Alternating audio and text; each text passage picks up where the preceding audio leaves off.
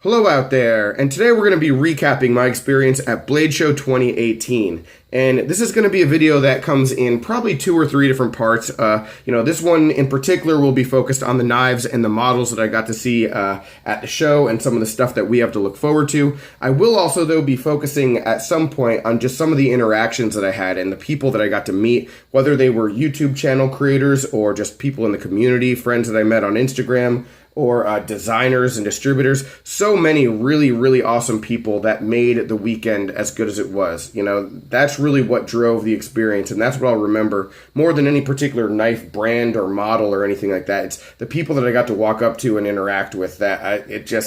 It's surreal that I got to have conversations with people that I look up to on the level that I do. But that will be for another video. Today it's going to be all about the knives. And I didn't really do any kind of booth reviews or anything while I was there, guys. You know, I did one video about Kaiser, and I'll talk about why actually at the end of the video, why I went with Kaiser and why that was able to work. But the other footage that I got just sucked.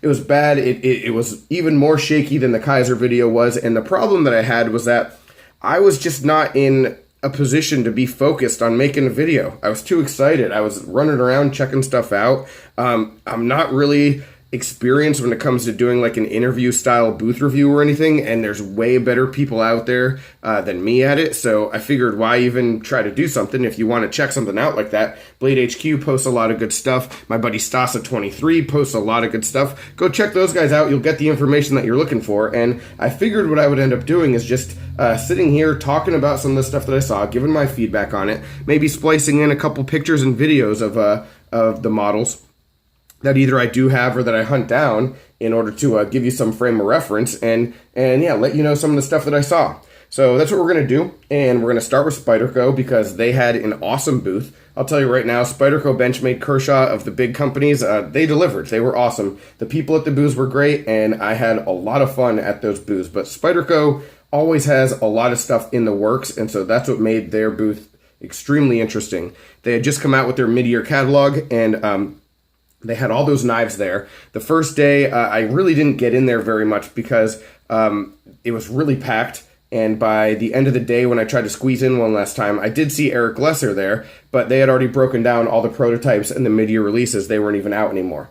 And so he and I sort of shot the shit for a while, which was awesome. So cool. And then the next day when I came back in the middle of the afternoon, for some reason, there was nobody at the prototype area of the counter. And I just walked right over to the side. Eric Lesser was standing there. He recognized me, remembered me, and just started feeding me knives. And we talked about so much of the new stuff, and it was awesome. All right, so real quickly, the Mantra 3, which is coming out, it's the third one because there were 2 iterations of the first one in M4. The Mantra 3 with the S30V and the carbon fiber laminate. That knife, I'll put a picture of it right here. That knife is going to be great. It's going to be so much like the Sage 5 in that it feels like the Sage 5, the same materials really, a little bit cheaper than the Mantra 1 and 2. While I did like the M4, I think this will be a lot more agreeable for a wider audience. That's going to be just an awesome knife. A lot like a high-end Delica, basically. And the flipping action is a lot better than on the first one. It's just a really nice flipping action. So maybe there'll be less flipper deletes. But 2 other new ones that I was really excited about that I got in hand, the Smock and the Brower. The Smock is a 3-inch folder. That one is just has a little bit of a weird shape on the handle, but in hand it was excellent. So I'm excited about that one. Definitely going to pick that one up. The Brower is a gents piece that's just a good lightweight EDC, a good light EDC use kind of knife, just a lot of good qualities about it. The one thing that you'll probably see if you're looking at videos of that one is that the pocket clip is really leaving a lot of real estate.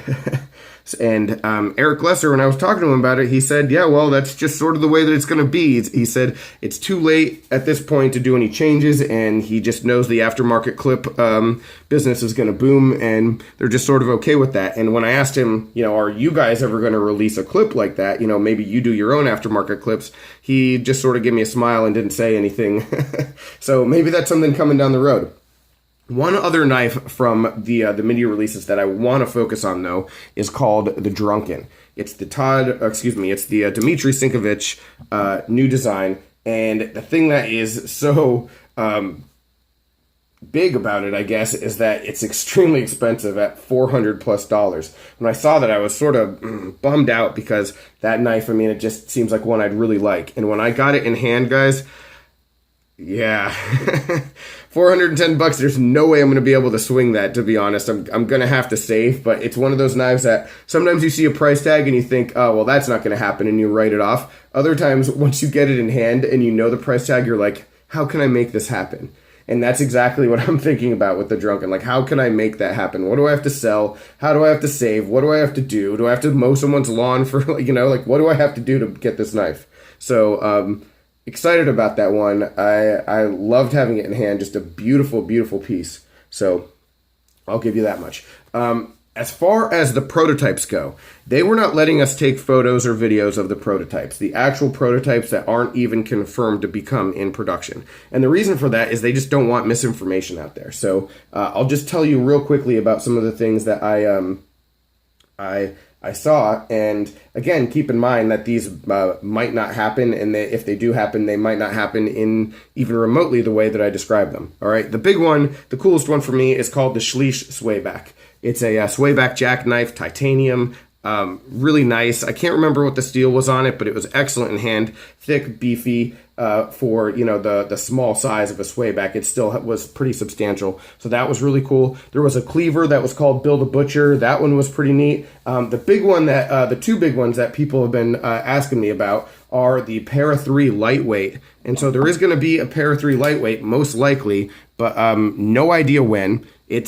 Seems to me to be an early stage production, and a lot of people were looking at the model that was in the display case and they're saying, oh, it's going to have orange scales. And when I talked to Eric about it, he just said, no, those are just 3D printed scales. It's not anything like anything concrete at all. They're just really at the early stages of prototypes, trying to find out what material would be best, whether it's something like the Manix 2 kind of lightweight stuff, or something more like the FRN that you see on the Delica. Something a little bit different substance, different solidity, trying to figure out what would be best for that model. So again, that's still up in the air, but that could very well be coming. There's another native variation called the Chief, and it's like a really long version of the native, so like a long and sleek and streamlined. So whereas the Shaman was bigger and beefier, the Chief much longer.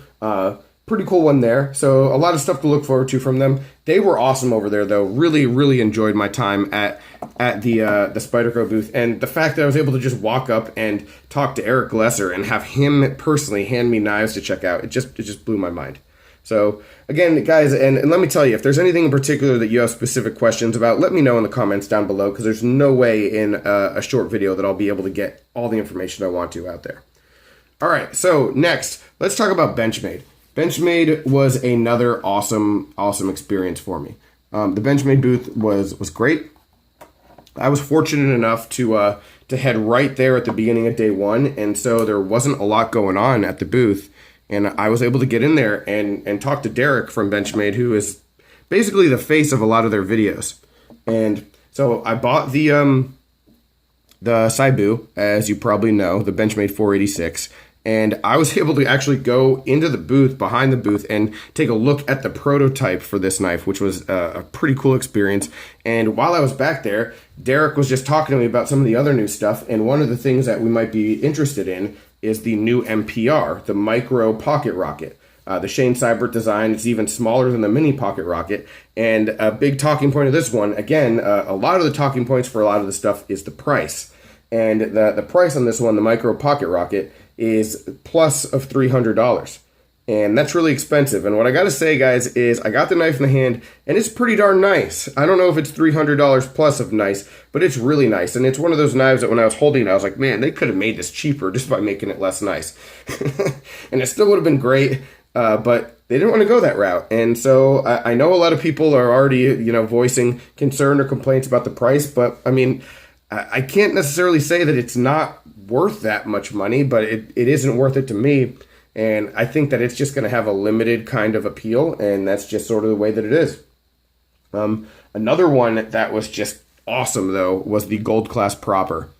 All right, the Gold Class Proper is on point, dude. That knife was awesome on so many levels. Just the craftsmanship of it, something that you really appreciate as a Benchmade fan. Just it's the gold class at its finest. It's showing what Benchmade can physically do, you know, what their capability is. And I like seeing that. You know, again, a lot of people asking me about the price point, $850. That's too much. Well, it is, but the knife's not intended for people like me and for a lot of you. It's not. It's not supposed to be something that's accessible for all of us to get. It's only 150 pieces, and it's basically Benchmade saying, this is us at our finest, like I said. So, you know, what they want to do is they want to get back to that level of brilliant craftsmanship, and I'm sure at some point there will be limited edition knives that are on the level of some of their older gold class knives. Like, let's say the mini Reptilian that I have, that gold class one, that shouldn't be a gold class.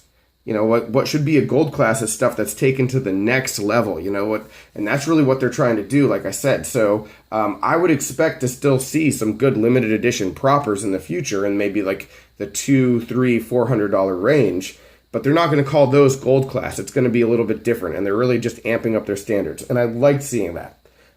Two other knives that I got to handle that I was really into, actually three of them. The Anthem, I finally got one of those in my hands. I'd never handled it. That knife was fantastic. The mini Crooked River, got a little video of that right here. That's the limited edition one that you see. That knife was really nice. It felt great in hand. I had some reservations about it. I sort of want one now. And then I also handled the Fact, which was another long knife. Actually, guys, if you need frame of reference for what that Spyderco Chief was like, it was a lot like the Fact. So the Benchmade Fact, that was a cool knife. The axis lock on that was tiny. It was so small. And so really cool streamlined knife. Probably more tactical use, though, than anything else. All right, I do have one more thing to say about Benchmade, and that is about the mini Reptilian. And I have one mini Reptilian that I've been looking for a while, and one of the guys at the booth was nice enough to just sort of turn me towards the right path of finding it and getting it. And more on that, hopefully sometime soon. All right, now let's talk about Kershaw. Kershaw was a lot of fun. I spent a lot of time there. I think they got tired of me. Kershaw had some good stuff, some good new models. A lot of it is focused on the Natrix line. There's one new ZT. It's by Dmitry Sinkovich. It's the 470. It looks a lot like the new Atmos. So it's probably a similar design. I really didn't even get that. I didn't talk about that, but when I was talking to any of the people at the booth, but yeah, that's a lot of what it was like. I did handle the ZT 0393 for the first time. I've wanted that one for a while. I definitely still want that one for a while. So there's that. The other new Kershaw models that I really liked, I liked the Fly-Through and the Concierge. Pictures of those right here. Those models I'm definitely going to be picking up. And then the focus, though, is the whole Natrix line. The Natrix line, they're doing a great job with. And I was a little bit... I wasn't all that impressed, I'll say, about the first Natrix. The assisted opening, the build of it, just wasn't all that great. And the adjustments that they've made have been fantastic. So what I can tell you guys is that the Natrix is going to be fully manual moving forward. All of the Natrix models, all right, even the ones that were assisted, they're going to start making the transition into a manual KVT ball bearing knife only. So you'll stop seeing those assisted ones eventually. But if you are buying one of the older ones, like the blackout version one or just the regular Natrix, make sure you're getting the one that you want, because there will probably be some places that don't distinguish when they're just selling them. So be careful of that until all the assisted ones just sell out. I think they are going on sale, though, with the assisted ones as the new ones come out. But we do have a few other configurations. We have the copper one, the Natrix Copper in D2. That is just highly anticipated. A lot of you were asking me about that. That one was originally supposed to come out, I think, in June, but it's looking more like August at this point as they try to refine the handle scales to make them just more durable and patina the way they want to over time. So that should be coming in August around that time. And then the big one, the bare knuckle, which is the USA made version, it's 14C28N. That one should be coming by the end of the year. That knife was amazing. That knife was absolutely amazing. The copper Natrix in D2, I got that in hand. It didn't feel too small. It was just sort of perfect, a good small kind of EDC. I liked that knife a lot. But the real winner is definitely going to be the bare knuckle. But all of them, guys, all of them are opening really well and just feel a whole lot better in terms of quality versus the original one because that KVT ball bearing is awesome. I also picked up the fault line, as you might have seen in my previous video. This is another one of the budget ones I was interested in. Great action on it, interesting knife, a little bit of a lower end kind of beater look to it, and so I will be doing a review on this knife. But the guys at Kershaw were great, and I did film a little bit, as you probably saw part of that down there. But one of the things about filming that I had problems with was just the fact that other people are trying to see the knives that I'm filming. So, Kershaw's a busy booth. I didn't really want to take up too much time and just have people waiting behind me, watching me try to film a video. So, that's why you didn't get a really good video there. All right. The last booth that I'm going to talk about in this video today, since we are already pretty long on time, is Crkt. And Crkt, they didn't have a lot going on. They just didn't. They had so many of their new releases for 2018 are already out, so they're available. They didn't have a lot of employees there working and talking about the knives, really just one at any given time. And so it was all just sort of free and open, and you walked around and picked up knives and checked them out. And that was it. And that was fine. Didn't really have a problem with that, but it was just, it just wasn't as interactive and as maybe some of the other ones were. Now, they do have some really cool knives. This is the Caligo. You know about this one already. This one won Best Buy of the Year for the entire year, so that was cool. Cool that happened, because it's definitely worthy of it. They have one new release called the Gung Ho, which actually was available on Blade HQ starting on Monday. So I ordered one. I've got one of those on the way. That's an assisted Tom Crine design. Cool little piece. Similar in basic shape, I think, to the Squid, but it's a Tanto. That one, I like that knife. So we'll get a review on that eventually once it comes in. There's a Ken Onion Ruger design that I've always been interested in. It's called the Hollow Point, and that one was fantastic. The logo on the handle was not, but yeah, that one was fantastic. One funny little note to mention, if you've been following the channel for a while and have experienced with me my issues with the Crkt Prowess, the Prowess actually did have blade play, the one that was on the display. I swear to God. So it had up and down. And I mean, a lot of the ones that you see in the display cases do have some side to side and stuff because people are using them and they're just sort of like sample pieces. I get that, but I just sort of thought it was funny. All right, so we're already at the 17-minute mark, 18 minutes of this, so I am going to have to make part 2 for the knives where I go more in depth with some of the smaller companies and hit some of the other stuff. And then, I'll hit some of the other things as well, and we'll have a lot of content, but hopefully you find it interesting. Anything in particular that you have questions about, like I said, let me know down below. But, talk with you soon, guys. Thanks a lot, and take care. Have a good one.